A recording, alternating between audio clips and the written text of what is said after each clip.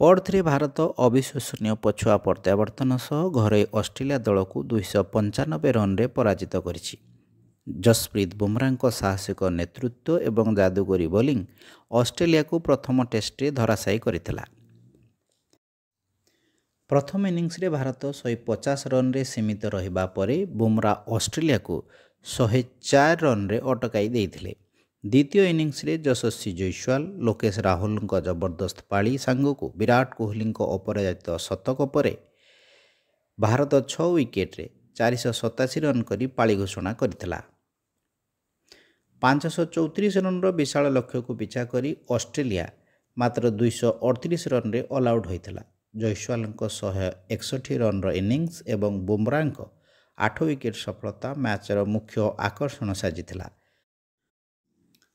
ପଦାର୍ପଣରେ ହର୍ଷିତ ରାଣା ଓ ନୀତିଶ କୁମାର ରେଡ୍ଡି ନିଜ ନିଜର ଚମକ ଦେଖାଇଥିଲେ। ଅଷ୍ଟ୍ରେଲିଆ ମାଟିରେ ଭାରତ ପ୍ରଥମ ଥର ଏତେ ବଡ଼ ବିଜୟ ହାସଲ କରିଛି। ବୁମରା ଶ୍ରେଷ୍ଠ ଖେଳାଳି ବିବେଚିତ ହୋଇଥିଲେ।